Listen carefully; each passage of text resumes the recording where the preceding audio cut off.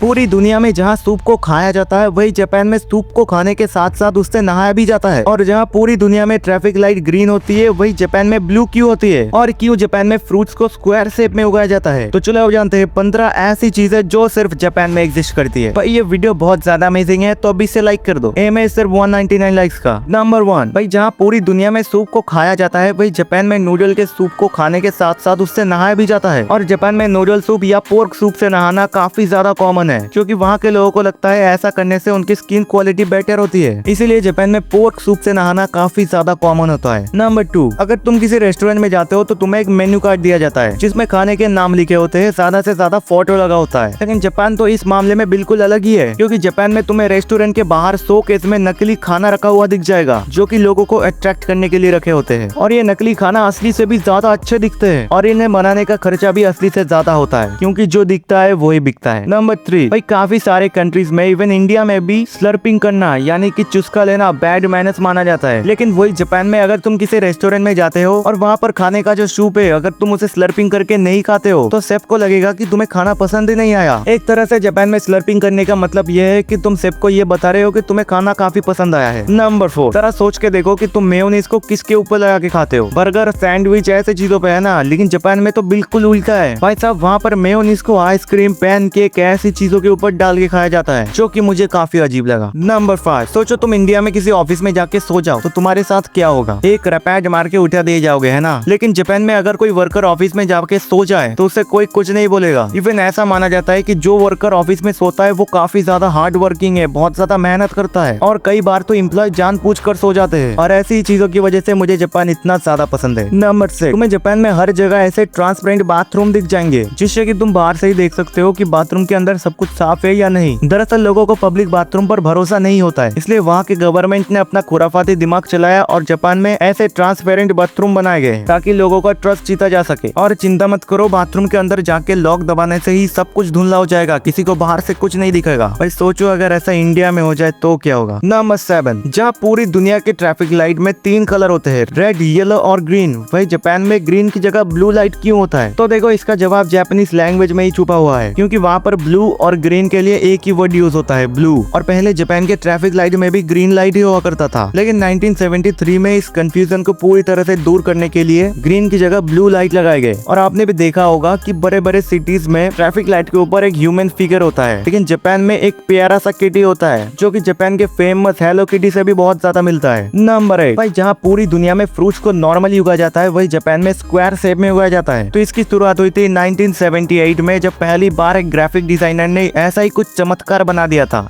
जो कि लोगों को काफी ज्यादा पसंद आने लगा, क्योंकि ये फ्रिज में भी आसानी से फिट हो जाता था। और ऐसा करने से किसानों को भी काफी ज्यादा हेल्प मिली और ज्यादातर लोग इन्हें खाने के लिए नहीं बल्कि डेकोरेशन के लिए खरीदते हैं। नंबर 9, भाई जापान में तुम किसी भी कंपनी से लाखों की अर्निंग कर सकते हो। वो कैसे, चलो बताता हूँ। जापान में एक तगड़ा सा रूल है कि पैकेट के ऊपर जो प्रोडक्ट दिखाया गया है उतना ही साइज का अंदर भी होना चाहिए, और अगर ऐसा नहीं हुआ, पैकेट के ऊपर जो साइज दिखाया गया है अंदर अगर वैसा साइज नहीं होता है तो तुम किसी भी कंपनी से लाखों की वसूली कर सकते हो। नंबर 10, जहाँ इंडिया की ट्रेन एवरेज 53 मिनट लेट होती है और पाकिस्तान में 2 घंटे, वही जापान में सिर्फ 54 सेकंड ट्रेन लेट होती है। और अगर ऐसा भी हुआ कि ट्रेन के लेट होने की वजह से तुम्हें ऑफिस जाने में देर हो जाए तो वहाँ पर एक सर्टिफिकेट भी रेडी होता है ताकि तुम ऑफिस में वो चीज दिखा सको। भाई हमारे इंडिया पे तो एक्सीडेंट करने पर भी माफी ना मांगे। नंबर 11, भाई जापान एक ऐसा कंट्री है जहाँ पर खेलने कूदने की उम्र में बच्चों को पढ़ाई के प्रेशर से दबाया नहीं जाता है, बल्कि बचपन से ही उन्हें अच्छी चीजें सिखाई जाती है, जैसे डिसिप्लिन, साफ सफाई, रिस्पेक्ट करना। वहाँ पर बचपन से ही स्कूल में भी साफ सफाई सिखाई जाती है, इसलिए जापान इतना ज्यादा साफ होता है, क्योंकि वहाँ के लोगों ने साफ सफाई को लाइफ का एक हिस्सा बना लिया है। और हमारे इंडिया में स्कूल जाते ही मास्क के पीछे भगा देंगे। नंबर 12, भाई क्या तुम्हें पता है कि जापान में नंबर 4 का इस्तेमाल नहीं किया जाता। इवन बिल्डिंग में भी 1, 2, 3 के बाद डायरेक्ट 5 फ्लोर होता है, क्योंकि जापान में 4 और डेथ का मतलब एक ही होता है, इसलिए जापान में तुम्हें कभी भी 4 नहीं दिखेगा। और रेस्टोरेंट में भी एक साथ 3 सीट लगी होती है, 4 नहीं। नंबर 13, क्या तुम्हें पता है कि जापान एक ऐसा कंट्री है जहाँ पर तुम्हें भर भर के किटकैट के फ्लेवर देखने के लिए मिल जाएंगे। मतलब तुम जो भी इमेजिन करो वहाँ पर पहले से ही किटकैट का फ्लेवर है, क्योंकि वहाँ के लोगों को किटकैट कुछ ज्यादा ही पसंद है। नंबर 14, भाई जापान एक ऐसा कंट्री है जहाँ पर तुम्हें रेस्टोरेंट में रोबोट काम करते हुए दिख जाएंगे, और ये रोबोट रियल में इंसानों से भी ज्यादा अच्छे काम करते हैं, जो कि मुझे नहीं पता क्योंकि मैं तो कभी गया नहीं। नंबर 15, भाई जापान के रास्तों में ऐसे टाइल लगाए गए थे